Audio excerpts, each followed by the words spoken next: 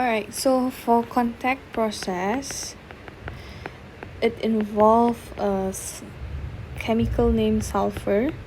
Okay, for contact process we have basically about 3 stages. Okay, the first stage, okay, for your information, contact process basically we use to produce sulfuric acid, or the chemical formula is H2SO4.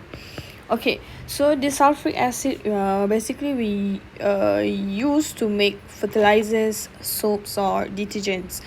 Okay, so the first stage, it starts with by the burning of sulfur.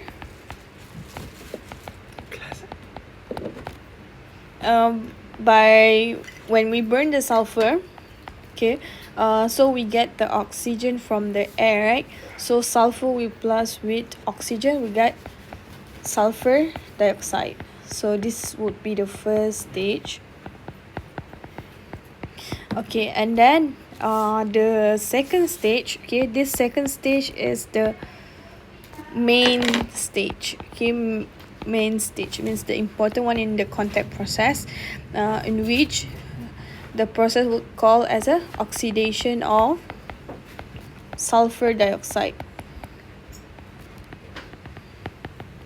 Okay, so in the second stage, for oxidation of sulfur dioxide, okay, the SO2 that we receive from the first stage will react with the oxygen again, will react with the oxygen from the air, okay, and then it will form sulfur trioxide.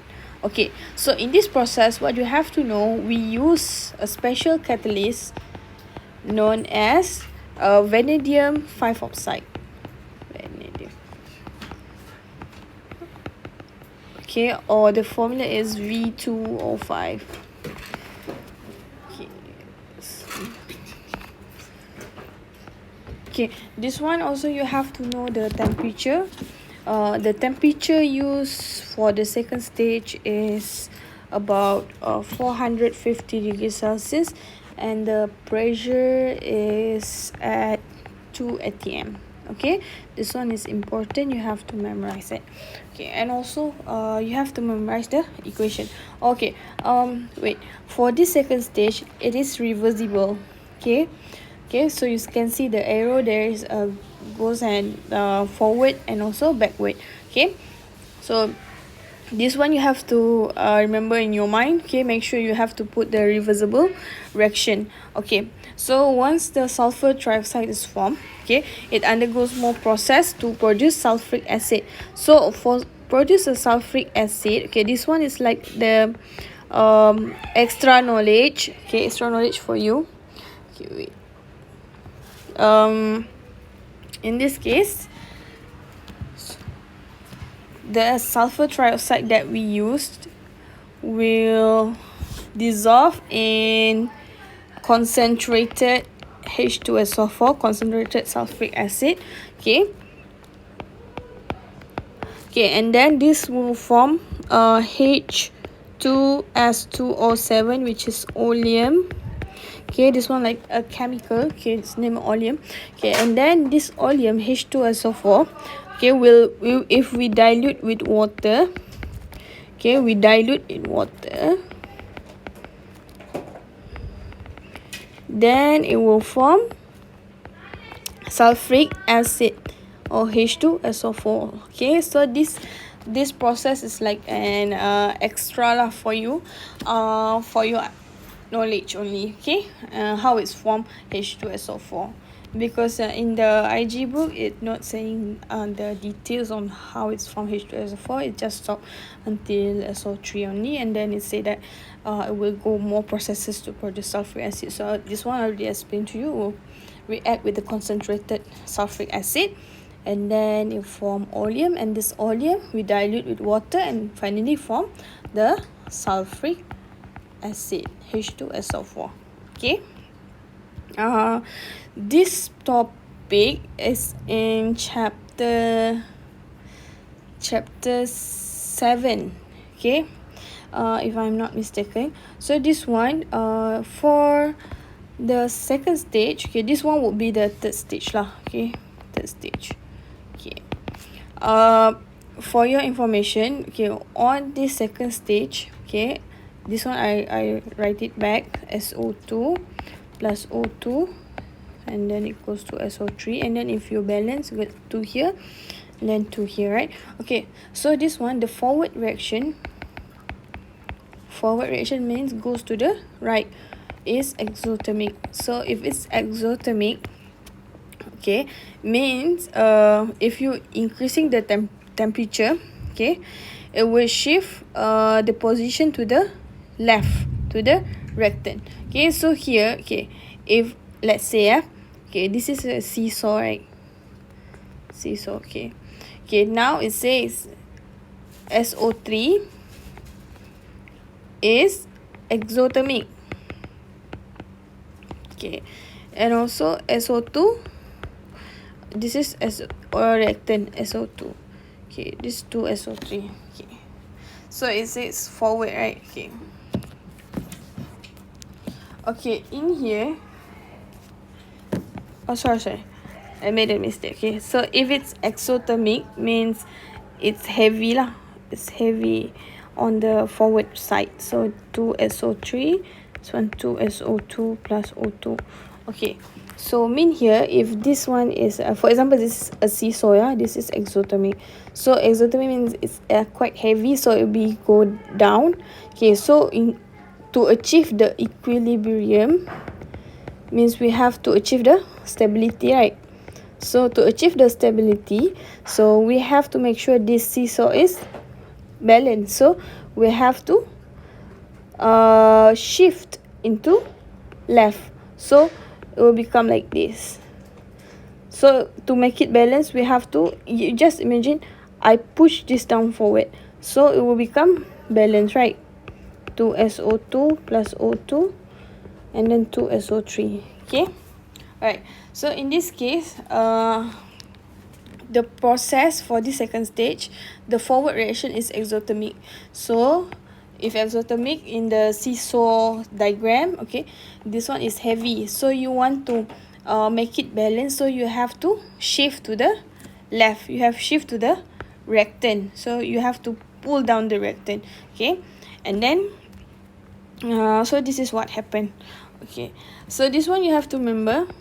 Okay, the higher the temperature, okay, if you increase more the temperature, okay, the yield of sulfur trioxide will become lower.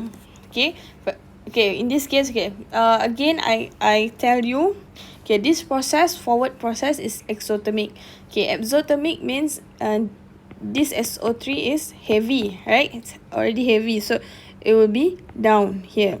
Okay, so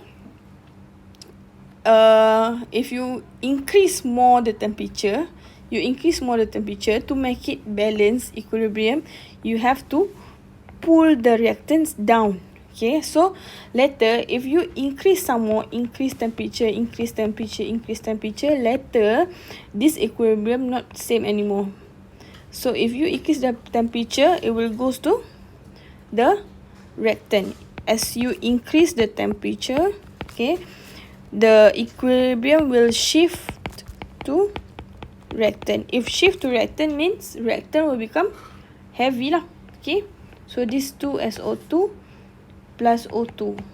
Okay, and then SO3 will become lighter.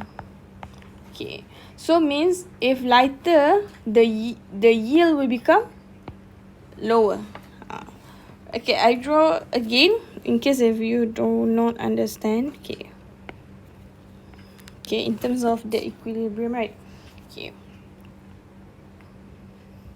Okay, for this one, the temperature, okay, if you increase the temperature, what happened? Okay, this one, the forward reaction is already exothermic.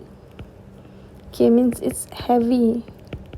Okay, if you increase more temperature to make it balance, okay, it will move to reactant. So reactant will become higher. Okay, this one, as you can see here. Okay, this one first, yeah. Okay, first SO3 is much bigger. That's why it's heavier, so it's in the downside.